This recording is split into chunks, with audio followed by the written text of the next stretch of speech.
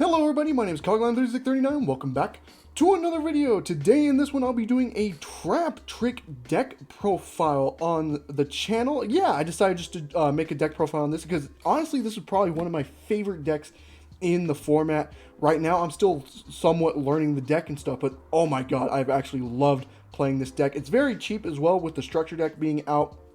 But yeah, I just want to make a quick deck profile on what I'm playing and the choices and why. Again, very cheap. The structure deck's 30 bucks if you get all three, and it gets you most of the things. I am playing cards in here that could be considered expensive, but I decided just to just make it just because it makes the deck better. But again, you obviously don't have to play those cards if you don't want to. But without further ado, let's get into the deck profiles, shall we? I should mention this as well. It's a very standard list. I don't think there's that much of a change to it. Starting off with 3 Traptrix Mermello. Very good card. It could search one whole normal trap from your deck to your hand on the normal summon, which is very much fine with you. Very good. A 1-card starter gets you into a lot of stuff in the deck. Next thing up is 3 Traptrix Mantis. Again, just a normal summon gets you lets you add a Traptrix monster. Very good. Again, by itself will get you into a full combo scenario. So very good. And also forget to mention with Mermello, it actually has the spell and trap destruction, which does very much come up in this meta. It's very, wouldn't think it wouldn't come up, but it does. Against Labyrinth, you know, you're hitting the spell traps, and then against Castria, hitting Birth is always just nice. So very good card there. 3 Traptrix. I'm not going to try to pronounce that. I'm probably going to butcher that. Again, it's just a free special in the deck. If you control a Traptrix, you special summon it. It triggers a Sarah's effect. It also protects set spell traps, if I do believe. Let me just make sure I got that correctly. Yeah, the first time a set card would be destroyed, it's not through this, which is very good against a sided board and stuff like that through Feather Duster or something. Just having this on the field to protect your spell traps is very nice. But you're also just mainly using it for its special summon effect. Next thing up is 3 Traptrix Pudica. Pudica, I'm again probably mispronouncing, but again, very good. I'm not playing the parallel line just because I can't find Exceed for shit, but this is very much the same thing as parallel. Exceed just lets you search the field spell for the deck, which gives you an extra normal summon, so basically does the same thing, but also has an effect when it's special summon. You can go ahead and banish a monster your opponent controls, but they do get to special summon one of their banished monsters during the next standby phase, which is unfortunate, but going through like trying to OTK Pudica, getting banishing a card could help you OTK. You also have the XYZs, which can attach it as material if you use Pudica's effect, which is very good as well. And then last but not least for our Traptrix lineup, we're playing 2 Traptrix Dionea. On normal summon, it can special summon a Traptrix from the graveyard, and then on special, it can set a trap or a normal hole from your graveyard and just set it. Very good. I wish you could play 3, but it is somewhat of a brick. 2 is fine, but a very good card for the archetype. So that's it for our Traptrix monsters. I just like to keep things organized, so my bad. Alright, now on to just other monsters we're playing that's not a part of the archetype, and that is 1 Therion Lily and 1 Therion King. Again, this is probably fine. Again, these are expensive, like the field spell we are playing as well. Field spell plus Lily is 8 bucks, and then Regulus is 40 right now, which is kind of insane. But I think this having the Omni Negate, because this deck does pretty much die to evenly. You want it to have the Omni for evenly, so that's why I am playing it, just so evenly doesn't kill you in this deck. But that's it for all the monsters. Now let's go on to going second cards I'm playing in the deck. We are playing 3 Ash Blossom and Joyous Spring, 3 Effect Veiler, 3 Infinite Impermanence, and then 3 Evenly Matched. We're playing 12 going second cards. I think that's probably fine. I like 15.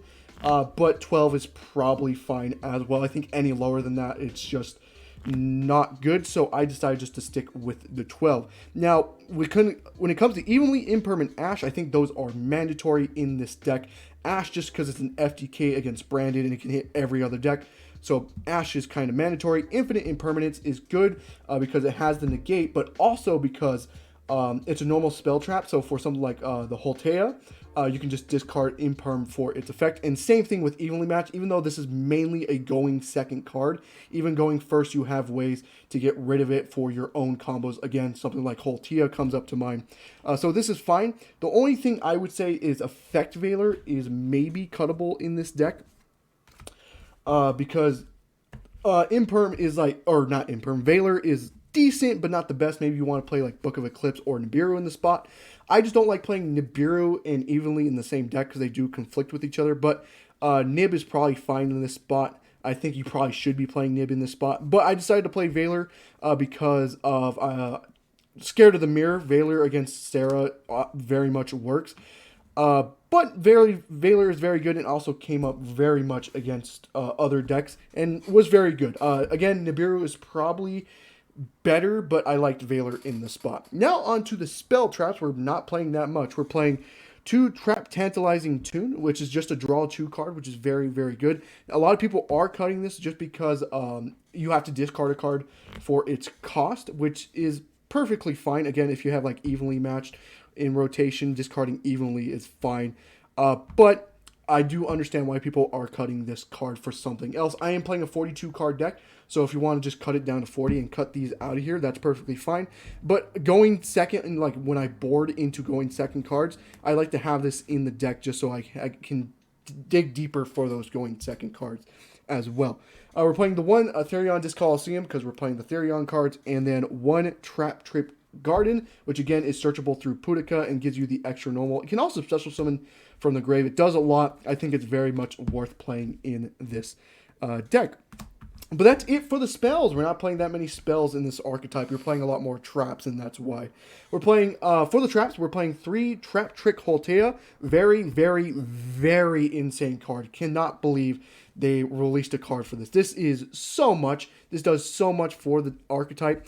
It's set and then activate on the same turn is very, very good, but it's affecting graveyard as well is very good, especially summon a Traptrix monster from the graveyard is very good. Both effects are insane. There's a reason why you can only use one of them per turn. Very, very good card to have.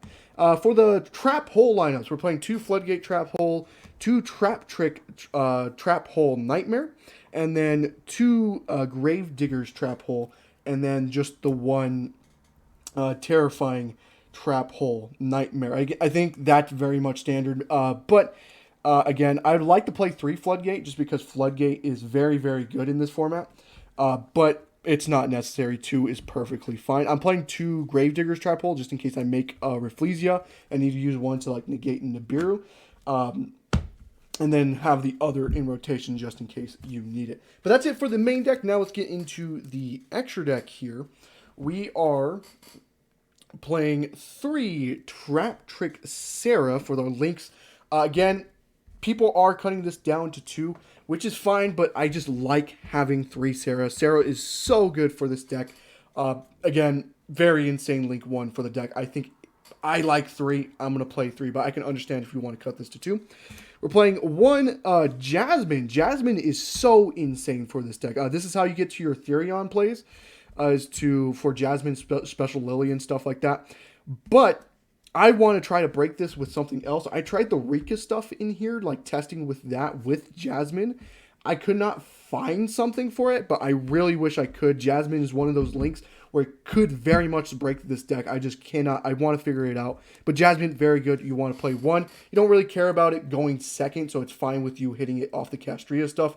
Because again, this is really only a going first card, and that's it. And then for the last up for our links, we're playing 3 Traptrix Antipus? Is that how you say it? Again, I'm playing 2 just because this has the OTK potential of making all Traptrix monsters gain 1,000 attack. So this plus 2 XYZ monsters is very just OTK. So I played 2 instead of the 1. I was playing 1, but people just kept hitting it when I versed Castria, and I very much missed it in those games. So I decided just to bump it up to 2 for that reason. But that is it for our Link monsters. Now let's get into the XYZ monsters. We're playing 2 Traptrix Pinkule, whatever. Again, I'm going to mispronounce these names. Again, this is a new XYZ that lets you search a Traptrix monster from deck to hand, and then also has the bottom effect if your opponent monster leaves the field by your card effect, you can attach that monster as material, which is very, very, very insane for the deck. Again, 2 is good enough. You don't. Again, it's very good. You want to play 2 of it.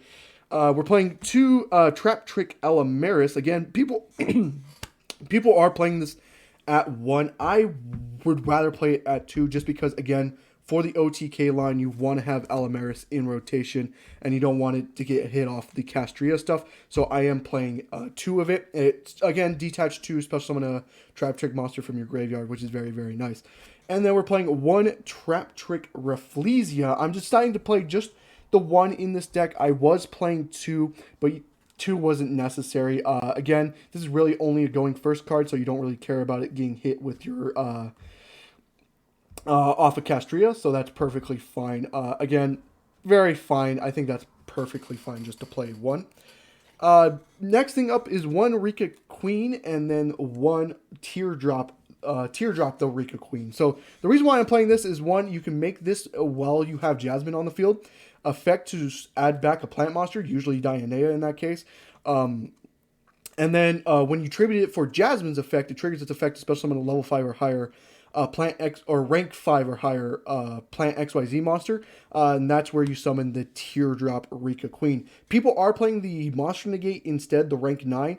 I am playing Teardrop instead just because I would rather have the tribute than the Monster Negate. The whole trap cards gives you Monster Negates anyways, so I think the Rika Queen is better in that scenario, just to have the tribute 1 monster against Castria. It's nice because you tribute their field and put them on. You better have the other one as well.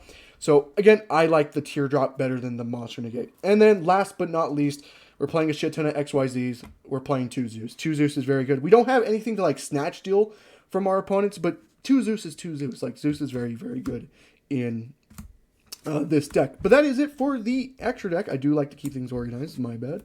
Now let's get into the side deck here.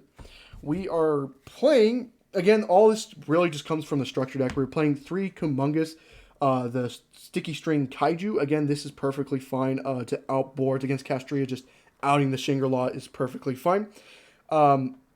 3 Retaliating Sea. Now, this is very interesting, and usually I would never play this, but this is, like, all right. Against Branded, it's very decent just because of Branded Fusion. This becomes macro, and their follow-up plays become a lot more harder for that reason. And it can also search Traptrix monsters from the deck once you link it off as well. Next thing up here, we got 3 Raigeki as well. I mean, it's Raigeki. It's very good. Very, very good card. I'm so surprised it's at 3. Like, that and Dark Hole are both at 3, and I'm so surprised that for that reason. But again, Raigeki, very good card. 1 Feather Duster, just in case, back row stuff. And then for the traps, we're playing 2 Gozen match. Again, you don't really care, and it hits the Castria matchup, so Gozen is fine. 2 Dimensional Barrier. Again, Barrier is very, very good going first, so having that is really, really good. And then 1 Bottomless Trap Hole to finish out the side deck. The only reason why I'm playing Bottomless Trap Hole is because Denko Sekka.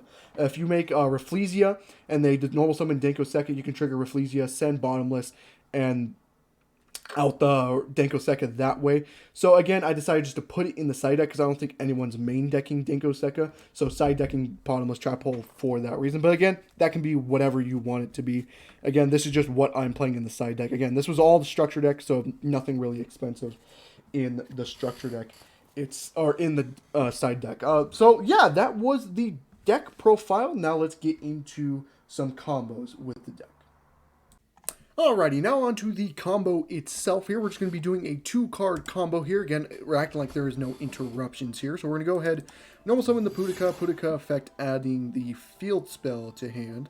We'll just go ahead and immediately activate it. We'll link it off, go into Sarah. Then we'll extra normal, go normal summon Marmello. Marmello effect, we'll pick up Floodgate is fine. Then we'll trigger Sarah effect to set a normal hole trap. We'll set the Holtia, then activate Holtia, sending Floodgate to activate the same turn. And then we'll do Sarah effect once again to special summon Dionea here. And then Dionea effect triggers, sets the Floodgate trap hole there. And then we'll go ahead and we'll go overlay these two, we'll go ahead and make Rika Queen Steratine, or again, I'm going to mispronounce all these names, I do apologize. We'll link 2 into Jasmine here, as we did use the 2 plant monsters there. We'll go ahead and do, before we do Jasmine, we're going to do Effective Queen, detaching Holtia to add back Dionea to hand. And then we'll go ahead and do Jasmine effect here, tributing the Queen to special summon out Lily Borea from the deck.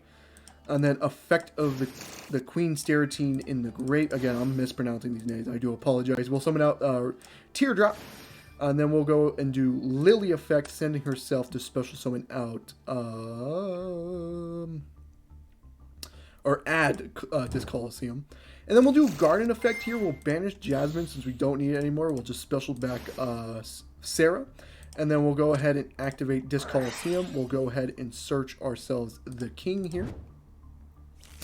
And then we'll go ahead and activate King, targeting Lily to attach. Alrighty, and this is basically your end board here. So now you got Dionea as your follow-up, which is very, very good. We got King, which is an Omni Negate. We got Teardrop, which is a pop. Or not a pop, a tribute, not a pop. We got Sarah, which is a multiple interactions here. So we have Floodgate, which again is very good this format to set. And then when you activate Floodgate, you can go Sarah effect. Sarah effect can either bring out something like Mirmello if they have a spell trap. They can go special summon out Pudica, which is a banish on the field. And once you trigger that effect, you can go ahead and just set another normal trap. Usually I set Holtia just so I have another one in rotation at that point.